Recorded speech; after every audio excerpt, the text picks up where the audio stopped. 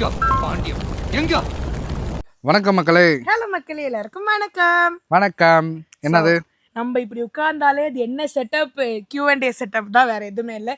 இந்த vlog Q&A vlog. S. So இப்போ என்னன்னா வந்து இந்த வாட்டி ஒரு 13 கொஸ்டின் எடுத்து வச்சிருக்கேன் மாமா. சூப்பர். உங்க மேலே தூசி படுது மாமா. தூசி கூட பட விட மாட்டேன் மாமா நான். அது நம்ம இது மட் ஹவுஸ்ல உட்காந்தா அப்படிதான் வரும். ஆமா. ஸோ எஸ், முதல் கேள்வி. பத்மா ஸ்ரீகாந்த், பாண்டிய குல பேரரசி நம்ம மதுரை மீனாட்சி அம்மன் திருக்கல்யாணத்துக்கு பாண்டிய நாடு மதுரை மருமகளான இந்த பாண்டியம்மா எப்போ வருவீங்க? 2 வருஷத்துக்கு முன்னாடி ஹனிமூன் போயிட்டீங்க. போன வருஷம் நட்சத்திரன் குட்டி பிறந்திருப்பாப்ல. மதுரைக்கு வந்திருக்கீங்க. நம்ம பாண்டிமணி ஐயா கோயிலுக்கு எப்போ வருவீங்க? கண்டிப்பா சொல்லு. ஸோ எஸ், இப்போ இந்த வருடம் வந்து மோஸ்ட்லி சித்திரை திருவிழா வர முடியாது. ஏன்னா எங்களுக்கும் அது வந்து பெருசாக அப்போ அதுக்கப்புறம் நாங்கள் எந்த ஃபங்க்ஷனுமே பெருசாக அட்டன் பண்ணல.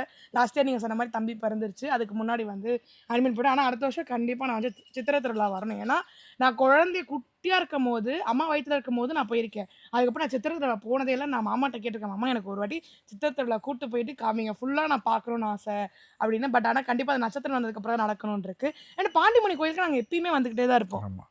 ஸோ பாண்டி கோயில் பார்த்தீங்கன்னா ரெகுலராக வர்றது தான். மாமா இருக்கும்போது வந்துட்டு இருந்தது. ஸோ இப்போ வந்து பார்த்தீங்கன்னா ரீசெண்டாக நம்ம வரல. வருஷம் திரும்பட்டுன்றதுக்காக வெயிட்டிங். அதே மாதிரி திருவிழாலே வருஷம் திரும்பட்டுன்றதுக்காக வெயிட்டிங். அடுத்த வருஷம் வந்து நட்சத்திரனோட அவனை கொஞ்சம் நடக்கிற அளவு வந்துடுவான். இப்போ அவனை தூக்கிட்டு நம்ம அந்த கூட்டத்துக்குள்ளே போனோம்னா மிரண்டுருவோம். அதே மாதிரி அந்த வெயிலில் அவனை தூக்கிட்டு இப்போதைக்கு போக முடியல. அதனால வந்து கொஞ்ச நாள் ஆட்டும். எஸ். அடுத்து வந்து கீர்த்தனா இளங்கோ, அக்கா நீங்கள் எத்தனை கண்ணாடி வச்சுருக்கீங்க அண்ட் எப்பத்துலேருந்து கண்ணாடி போடுறீங்க? நான் வந்து என்னோட 7th ஸ்டாண்டர்ட்லேருந்து கண்ணாடி போடுறேன். எனக்கு வந்து தூரத்து பார்வை தெரியாது. ஸோ அதுதான் என்னோட கண்ணாடி ரீசனு.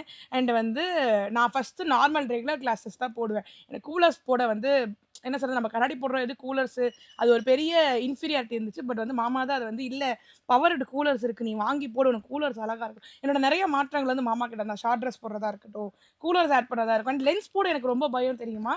அண்ட் இப்போ ரீசெண்டாக ஒரு 3 மந்த்ஸாக தான் நான் வந்து இவரால் லென்ஸ் போடுறேன். ஸோ அதனால் வந்து கூலர்ஸ் வந்து நான் ஒரு 4 கூலர்ஸ் வாங்கி கொடுத்துருக்காங்க மாமா, பவர்டு. கிளாஸ் வந்து இந்த ஃபுல் ஃப்ரேம் வச்சுருப்பேன். லென்ஸ் வந்து ஒரு 2 செட் வச்சுருப்பேன். டிரான்ஸ்பரண்ட் ஒரு 30 செட் வச்சுருப்பேன். கண்டிப்பாக. நான் வந்து பார்த்தீங்கன்னா காலேஜ் வந்து செகண்ட் இயரில் தான் கண்ணாடி போட்டேன். எங்கள் காலேஜ் போர்டு வந்து பார்த்தீங்கன்னா பச்சை கலரில் இருக்கும். அதில் தான் சாப்பீஸில் எழுதுவாங்க. நான் என்ன பண்ணுவேன், நம்ம எப்போ வழக்கமாக லாஸ்ட் பெஞ்ச்லாம் இருப்பேன். எப்பவுமே எவ்ரி வீக் வந்து பார்த்தீங்கன்னா அந்த வீக்கில் வந்து பார்த்தீங்கன்னா ஸ்டாஃப்ஸ் எப்படி பிஹேவ் பண்ணாங்க, எனி கொரிஸ் கம்ப்ளைண்ட்ஸ் வந்துச்சுன்னா நம்ம சொல்லலாம். நான் வந்து என்ன பண்ணுவேன், ஒவ்வொரு வாரமும் சொல்கிற கம்ப்ளைண்ட் என்னன்னா, இந்த போர்டில் சாப்பீஸில் எழுதுறாங்க ஒழுங்காகவே தெரிய மாட்டேங்குது. இந்த போர்டு பச்சை கலர் போர்டு எதுக்குங்க போட்டீங்க, கருப்பு கலர் போட வேண்டியதானே. ஸ்கூல்ல எல்லாம் கருப்பு போர்டில் எப்படி தெரியுமா தெரியும், இந்த பச்சை கலர் போர்டில் இவங்க எழுதுறேன்னு தெரிய மாட்டேங்குது, அழுத்தி எழுத மாட்டேன்றாங்க சொன்னமே. ஸ்டாஃபும் அடுத்தடுத்த வாரத்தில் என்ன பண்ணா அழுத்தி எழுதிருக்காங்க. அப்பவும் வந்து பார்த்தா நான் சொல்றேன், அதெல்லாம் ஒன்றும் தெரியலங்க, போர்டு கலரை மாற்றுங்கன்ட்டு. ஒரு நாள் என்ன பண்ணேன், நான் பக்கத்தில் ரிஷின்னு என் ஃப்ரெண்டு பேசிட்டு இருக்கும்போது ரொம்ப பேசிட்டு இருக்கேன், தூக்கி முத பெஞ்ச் வந்து உட்காரானாங்க. முத பெஞ்ச் வந்து உட்காந்து பார்க்குறேன், போர்டில் சூப்பராக தெரியுது. என்னடா இது, நமக்கு அங்கே தெரியாமல் இருந்துச்சு, பார்த்தா சூப்பராக தெரியுதுன்ட்டு திரும்ப பின்னாடி போய் பார்க்குறேன், ஒன்றுமே தெரியல. ஆஹா, போர்டு குத்தம் கிடையாது, என் கண்ணு தான் ப்ராப்ளம் போலன்ட்டு அன்னைக்கு தான் நான் போய் செக் பண்ணேன். அப்புறம் கண்ணாடி போட்டு பார்த்தா அதுக்கப்புறம் வந்து போர்டு நல்லா தெரிஞ்சுது. ஸோ இப்படி ஒரு சம்பவம் நடந்துச்சு. எனக்கு வந்து பார்த்தீங்கன்னா கிளாஸ் வந்து பார்த்தீங்கன்னா நிறைய இருக்கும் என்கிட்ட. ஆமாம், அப்புறம் எக்கச்சக்க கலெக்ஷன், பேட்மேன் எடிஷன் அந்த மாதிரிலாம் எக்கச்சக்க கலெக்ஷன் வச்சிருக்காரு. கூலர்ஸ் ஆனால் எத்தனை இருந்தாலும் என்ன மேட்டர் தெரியுமா, போடுறது ஏதாவது ஒன்று தான் போட்டு தெரிவேன். எப்பயாவது கொஞ்சம் ரேராக தான், அதுவும் ஃபோட்டோஸ் எடுக்கும் போல நான் வந்து மேக்ஸிமம் ஸ்பெக்ஸ் யூஸ் பண்ண மாட்டேன், அவுத்து வச்சிருவேன். இந்த மாதிரிலாம் நிறைய விஷயம் இதாக இருக்கு. ஆமாம். அது நானும் ஸ்கூல்ல எனக்கு ரொம்ப கம்மியானது, இவளுக்கு ரொம்ப ஹையானது. அடுத்ததான் சொல்ல வந்து இப்படிதான் பார்ப்பேன். என் மேம் திட்டி 7th ஸ்டாண்டர்ட் மேக்ஸ் மேம் திட்டினாங்க, நீ ஏன் கண்ணை இப்படியே சுருக்கி வச்சே பார்க்குறேன், ஏன் இவ்வளோ விஷன் கஷ்டப்படுறேன். இல்லை மேம் தெரியல அப்படின்னா. அப்புறம் எங்கள் மேக்ஸ் மேம் கூப்பிட்டு அம்மாட்ட சொல்லி அவள் விஷன் ப்ராப்ளம் இருக்குது, கிளாஸ் போடுங்க சொன்னதுக்கப்புறம் நான் வீட்டில் போய் சொல்லலை, உன் கண்ணில் குத்தம் இருக்குன்னா எங்கள் அம்மா நம்ப மாட்டாங்க. அதனால் அப்புறம் அவங்க சொல்லி அதுக்கப்புறம் கிளாஸ் போட்டேன். அண்ட் எனக்கு வந்து -3.25 இருக்குது, மாமாவுக்கு வந்து எனக்கு 7.5 எவ்வளோ டிஃப்ரென்ஸ் பார்த்தீங்கன்னா 0.75. எனக்கு -3.25. ஓகே. அடுத்து வந்து மும்பை வாழ் தமிழர் என்ன கேட்டிருக்காங்கன்னா, லாஸ்டா போட்ட விஐபி போட்டோக்கள் சூப்பர் போன விளாக்ல. கண்டிப்பாக. இந்த வட்டமும் நான் கொஞ்சம் ஃபோட்டோஸ் ரெடி பண்ணேன். இந்த வட்டம் வந்ததெல்லாம் என்னன்னா, அவங்களே வந்து பார்த்தீங்கன்னா வேற ஒருத்தவங்க ஃபோட்டோ தான் வச்சுருந்தாங்க. பாதி பேர் சம்பந்தா ஃபோட்டோ வச்சுருந்தாங்க, அப்புறம் பாதி பேர் வந்து பார்த்தீங்கன்னா தளபதி இல்லாமல் வச்சுருக்காங்க, அப்புறம் பாதி பேர் தளபதி விஜய் அவர்களோட ஃபோட்டோ வச்சுருந்தாங்க, சில பேர் வந்து பார்த்தீங்கன்னா ஃபோட்டோவே இல்லாமல் இருந்தாங்க. ஸோ இவங்களோட ஃபோட்டோ போட்டு அதனால நம்ம பிரோஜனம் இல்லைல்ல. ஸோ அதனால வந்து இந்த வட்டம் விட்டாச்சு. இதுக்கப்புறம் வந்து பார்த்தீங்கன்னா அப்படி வந்து நீங்கள் வந்து தவறுதலாக நீங்கள் வந்து ஆமாம் பேரும் வந்து பார்த்தீங்கன்னு வச்சுக்கவேன், ராக்கி ஸ்டார் ஸ்வீட் பாய், சாக்லேட் அப்படின்லாம் வராங்க. ஸ்வீட் பாயா இருந்துட்டு இப்படி வஸ்து பாயா பிஹேவ் பண்ணலாமா ப்ரோ? வாட் ப்ரோ வாரியர்ஸ் இந்த மாதிரிலாம் இருக்காங்க. ஆனால் என்னன்னா அதான் இது நம்ம இனிமேல் கண்டுக்க முடியல. திரும்ப எனக்கு ஃபோட்டோ கிடைக்கும் போது அந்த விஐபி ஃபோட்டோஸ் யூஸ் பண்ணுறோம். ஓகே, அடுத்து வந்து கார்த்திகா ரவி 2012 என்ன கேட்டிருக்காங்கன்னா, அக்கா உங்க 2 பேரோட ஓல்டு ஃபோட்டோஸ் அண்ட் வீடியோஸ்க்கு ரியாக்ட் பண்ணுங்க. ஆக்சுவலி நாங்கள் அதை ரியாக்ட் பண்ணி ஒரு வீடியோ இருக்குது. எவ்வளோ நேரம் தெரியுமா இருக்குது? 1 மணி நேரம் ஃபுட்டேஜ். அதை இப்படி சுருக்குனாலும் ஒரு விளாக் போட முடியாது. அதனால மேக்ஸிமம் அதை 2 விளாகாக மாற்றணும். ஸோ அதில் எடிட்டிங் தான் எங்களுக்கு பெரிய வேலையாக இருக்குது. அது மாதிரி இல்லாமல் அது அன்றைக்கி எடுக்கப்பட்ட நேரம் வந்து ரொம்ப அவசரமாக எடுத்தது. அதனால வந்து பார்த்தீங்கன்னா அது கொஞ்சம் கொலாப்ஸ் ஆகிருக்கு. ஸோ திரும்ப நாங்கள் அதை வந்து ரிக்ரியேட் பண்ணி ஒரு செலக்டிவாக 10 ஃபோட்டோஸாக இது பண்ணி அப்படி பண்ணலாம். அப்படி நாங்கள் வந்து ஒரு வீடியோ நாங்கள் பண்ணுறோம், ரியாக்ட் பண்ணுறோம். ஓகே, அடுத்து நம்மளுடைய ஃபேவரட் சப்ஸ்கிரைபர், ரெகுலர் சப்ஸ்கிரைபர் பிரதுகன்ஸ் தான். Interesting video. Very soon things will get back to normal and even better. கிராண்டாக ஒரு ஃபேன்ஸ் மீட் வச்சு அசத்த போகிறீங்க பாருங்கள். Million positive vibes. Thank you so much Prathugan sister. ஏன்னா நீங்கள் எப்போ கமெண்ட் பண்ணாலுமே அதில் அவ்வளோ ஒரு பாசிட்டிவிட்டி இருக்கும். நாங்கள் இருக்கிற பாசிட்டிவிட்டி தாண்டி நீங்கள் ஒரு பாசிட்டிவிட்டி அதில் கொடுக்குறீங்க தெரியுமா? அது வந்து ரொம்ப பெரிய positivity. So thank you so much. கண்டிப்பாக நம்ம சீக்கிரம் ஃபேன்ஸ் மீட் பண்ணுறோம். அதே மாதிரி சப்ஸ்கிரைபர்ஸும் மில்லியன் டச் பண்ணுறாங்கன்னா நம்மளுக்கு கொஞ்சம் தான் இருக்குது. பேசு. அவ்வளோதான், கொஞ்சம் தான் இருக்குது. மில்லியன்ஸ் சப்ஸ்கிரைபர் டச் பண்ணுறோம். நான் இதில் இப்போங்க அவங்க வந்து எனக்கு நம்ம திருமண நாளுக்காக வந்து பார்த்திங்கன்னா ஒரு கவிதை எழுதிச்சுனாங்க. அதாவது இப்போ பிரதுகன்ஸ் அவர்கள் வந்து ரொம்ப அழகான நமக்காக ஒரு கவிதை பண்ணாங்க. பிறந்த வீட்டிற்கு புகுந்த வீட்டிற்கும் பேதம் பார்க்காத அன்பை அள்ளி தெளிக்கும் அழகிய தேவதையின் துன்பத்தில் நிழல் சூழ்ந்த நேரத்தில் அரண் போல நின்றாய். அவள் கரம் கோர்த்து கவலைகள் கலைத்தாய். அன்பெனும் மலையாய் அவளுக்குள் நனைந்தாய். ஒருவருக்கொருவர் துணையாய் நின்று கண்ட வெற்றி. உலகமே வியக்கும் உங்கள் காதலின் வெற்றி. உங்கள் பேரன்பின் சாட்சியாய் ஒரு புதல்வன். இல்லத்தின் ஒளியாய் உங்கள் வாழ்வின் மன்னனாய் நம் நட்சத்திரன். இன்று போல் என்றும் மாறாத அன்புடன் அனைத்து வளமும் பெற்று இரு உடல் கொண்ட ஓர் உயிராய் இணைந்து வாழுங்கள். வான் நிலவாய் நட்சத்திரங்களுடன் இன்னும் 200 ஆண்டு. ரொம்ப அழகா இருக்கு. ஆமா, ரொம்ப அருமையா இருந்துச்சு. அதுல சொல்ல வந்த விதங்களும் ரொம்ப அருமையா இருந்துச்சு. ரொம்ப வந்து அவ்வளவு உன்னிப்பா என்ன கவனிச்சிருக்கீங்கன்னா, லைஃப் ஆஃப்டர் மாமாக்கு அப்புறம்ன்றது ஒரு டிஃப்ரெண்ட் ஃபார்ம். நான் தான் சொன்னல, இன்னும் நான் நிறைய விஷயங்கள் எக்ஸ்ப்ளோர் பண்ணேன். அதுவும் அப்பாவுக்கு தான். அப்பாவுக்கு அப்புறம் இன்னொரு அப்பாவா ஒரு கூட சப்போர்ட்டிவாக நிற்கிறதுன்றது பெரிய விஷயம். ஏன்னா எல்லாருமே வர மாதிரி இருக்க மாட்டாங்க. நான் வந்து அதை நான் மனசார சொல்லுவேன். எனக்கு கிடைச்ச மாமா மாதிரி கண்டிப்பாக யாருக்குமே கிடச்சிருக்க மாட்டாங்க. அண்ட் அதில் நான் ரொம்ப ப்ரௌடாக இருப்பேன். ஏன்னா அப்பாவுக்கு அப்புறம் நிறைய விஷயங்கள் அவர் பொறுப்பெடுத்தார். ஏன்னா நான் அதை வந்து நான் இந்த இடத்துல சொல்லியே ஆகணும். நிறைய விஷயங்கள் அவர் பொறுப்பாக இருக்கும்போது சார் மாமாவா இது அப்படின்ற ஒரு வியப்பு வந்துச்சு. அதை தாண்டி எனக்கு அம்மாவுக்கு பெரிய சப்போர்ட்டிவாக இப்போ வரைக்கும் இருந்துகிட்டே தான் இருக்கார். ஏன்னா அவருடைய லைஃப் பேஷன் எல்லாத்தையுமே பிரேக் பண்ணி இன்னொரு விஷயத்துக்காக அவர் ஓடுறாரு. எங்களுக்காக அவர் இன்னும் ஓடுறாருன்றப்போ ரொம்ப ஹாப்பியாக இருக்குது. Thank you so much. Love you so much. Thank you. இது நம்ம கடமை, இது நம்ம பண்ணி தான் ஆகணும். என்ன சார் பண்ணுறது, நம்ம கடமை நம்ம பண்ணி தானே சார் ஆகணும் அப்படின்ற மாதிரி. ஸோ ஆமாம். அடுத்து வந்து தேங்க்யூ பிரதுகன் சிஸ்டர். ரொம்ப அழகாக இருக்குது கவிதை. அண்ட் பிரதுகன் சிஸ்டரோட இன்னொரு ஸ்பெஷல் என்ன தெரியுமா மாமா? எப்பயுமே வந்து நான் எந்த ஒரு ரீல் போட்டாலுமே எனக்கு பர்சனல் டிஎம்ல ஒரு பேராகிராஃப் அனுப்புவாங்க. அன்றைக்கி அந்த நம்ம காலேஜ் ஈவெண்ட்டில் போட்ட சாரீ அவ்வளோ அழகாக கட்டியிருந்தீங்க, உங்கள் மேக்கப், உங்கள் லிப்ஸ்டிக் ஷேட்னு ஒன்று பர்டிகுலராக சொல்லுவாங்க. அதான் அவங்கக்கிட்ட சொன்னேன், எனக்கு வந்து சப்ஸ்கிரைபர் தாண்டி ஒரு ஃபேமிலியாக நீங்கள் என்ன அவ்வளோ சப்போர்ட்டிவாக வச்சுருக்கீங்க.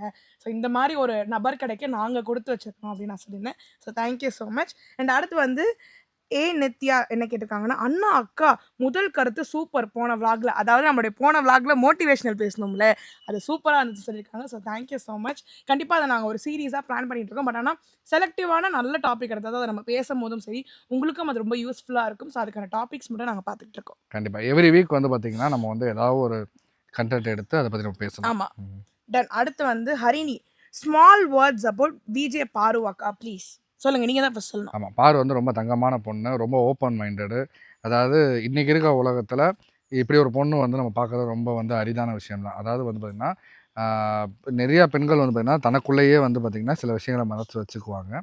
ஒரு விஷயத்தை வெளிப்படையாக பேசுகிறது தயங்குவாங்க. ஆனால் அதெல்லாம் எதுவுமே இல்லாமல் ரொம்ப போல்டாக ஆமானா ஆமாம், இல்லைனா இல்லை, என்னடா பண்ண போகிறீங்க அப்படின்ற அந்த ஒரு தைரியம் இருக்குது தெரியுமா? இது எல்லா பெண்களுக்குமே வேணும். இதுதான் வந்து பார்த்திங்கன்னா அந்த காலத்தில் மதுரை பிள்ளைகளுக்கு இருந்த அந்த வீரம். இந்த கிட்டத்தட்ட பரித்துரனில் பார்த்துருப்பீங்க முத்தழகு. ஸோ அந்த மாதிரி தான். அன்பு காட்ட தெரியாது சொல்லப்போனால்.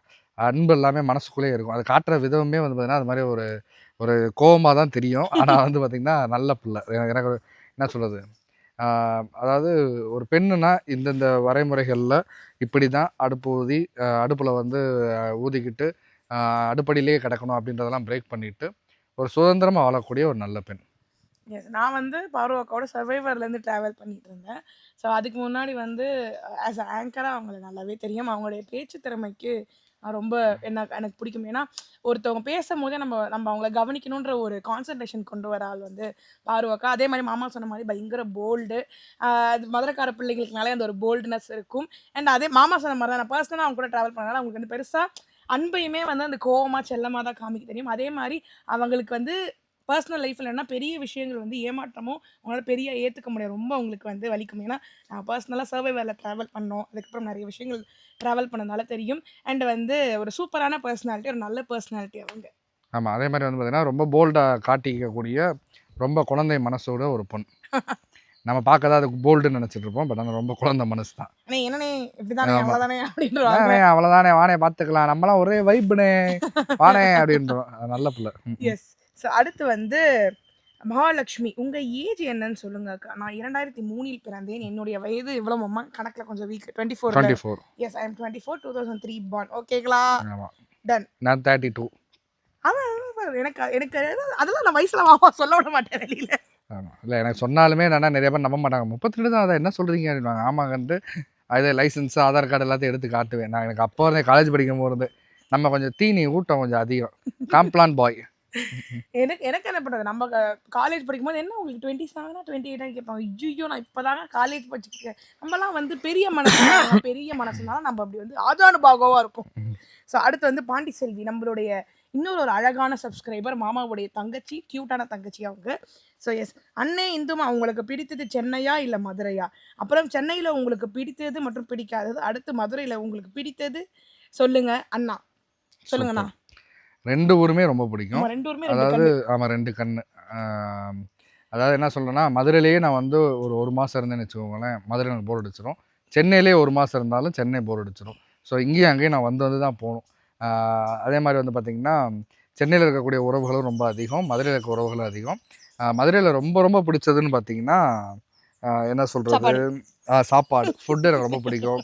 அப்புறம் அந்த நேட்டிவிட்டி விஷயங்கள், மதுரைக்குள்ளே வந்தாலே அந்த பாசமான ஒரு பேச்சு, என்ன மாப்பிள்ள என்ன பண்ணுற, ரைட்டா அப்படின்றது, அதாவது அந்த ஒரு உரிமையாக அதட்டி பேசுகிற அந்த ஒரு விஷயங்களை, வாடா பார்த்துக்கலாம்டா என்னடாங்கிட்ட அப்படின்றது, அதாவது ஒரு தன்னம்பிக்கை கொடுக்கும். அதாவது எவ்வளோ பெரிய பஞ்சாயத்தாக இருந்தாலும், எவ்வளோ பெரிய மேட்ராக இருந்தாலும், சப்ப மேட்ரை விடு பார்த்துக்கலாம் அப்படின்னு வாங்கி தெரியுமா. அதுதான் ஒரு மதுரையில் எனக்கு ரொம்ப பிடிச்சது. பிடிக்காதது மதுரையில் பிடிக்காத சாப்பாடு தான். இப்போ இல்லை, அது ஒரு விஷயம். ஆமாம், இப்போ கரண்ட்டாக ஃபுல்லாக ஃப்ரைட் ரைஸு, இது ஷவர்மா, பர்கரு, ஆமாம். ஸோ ஃபுல்லாக அந்நிய உணவுகள் உள்ளே வந்து நம்ம ஆசைப்பட்டு விருப்பப்பட்டு சாப்பிட்ட எந்த ஒரு பொருளுமே இப்போ கிடைக்க மாட்டேங்குது. டேஸ்ட்லாம் மாறி போச்சு. அப்புறம் பார்த்தீங்கன்னா என்ன சொல்கிறது, நைட் டைம்லாம் நமக்கு கடை கிடைக்க மாட்டேங்குது. முதல்ல நைட் டைம் போவோம், ஒரு 2 இட்லி அந்த சிம்மக்கல் டேர்னிங்லலாம் வந்து பார்த்தீங்கன்னா இட்லி கார சட்னி சாப்பிடுவோம், அவ்வளோ நல்லா இருக்குது. இப்போ அதுவே கிடைக்க மாட்டேங்குது. இட்லி கார சட்னி தேடி அவ்வளோ அலைய வேண்டியதாக இருக்குது. அப்புறம் வந்து பார்த்தீங்கன்னா இப்போ ஃபுல் அந்த அப்போ வந்து பார்த்தீங்கன்னா மதுரை பசங்க வந்து பார்த்தீங்கன்னா பொண்ணுங்களை பார்த்தாலே வந்து பார்த்தீங்கன்னா ஒரு ரொம்ப அன்பா தெய்வீகமாக பார்ப்போம். அதாவது என்னதான் டாவ் அடித்தாலும் என்னதான் வந்து ரூட் விட்டாலும் எப்படின்னா அது ஒரு மாதிரி ஒரு பாசம் இருக்கும். அதாவது பிள்ளைகளை போய் தொட்டு வம்பளுக்கிறது, பிள்ளை அவங்க மனசு நோவடிக்கிற மாதிரி பேசுறது, இந்த விஷயம் அப்போ இருக்காது. இப்போ ரீசெண்டாக நான் இந்த டிக்டாக் ரீல்ஸ்லாம் பார்க்கும்போது பார்த்தோன்னா பொம்பளை பிள்ளைகளே பேசுதுங்க. அப்படின்னு போன வாரம்லாம் ஒரு பிள்ளை பேசுது, எடுத்தமே கெட்ட வார்த்தை சொல்லி தான் பேசுது. எனக்குலாம் அப்படியே ஒரு மாதிரி ஷாக் ஆகிட்டேன். என்னடா எப்படி ஆயிடுச்சு, இவங்க எப்போ புள்ளிங்கோவாயிட்டாங்களே இவங்கெல்லாம் என்ன பண்ணுறது, மதுரை பேரை கெடுக்கிறாங்களே. இப்போ அந்த கடைசியாக நடந்த ஹாப்பி ஸ்ட்ரீட்டில் பொம்பளை பிள்ளைகளை வம்பெழுத்து இருக்கிற போர்டுலாம் உடைச்சு நொறுக்கி இப்படிலாம் பண்ணுறாங்களே, எனக்கு போது கவலையாக தான் இருக்குது. நீங்கள் சொல்லுங்கள், மதுரையா சென்னையா? எனக்கு 2மே ரொம்ப பிடிக்கும்.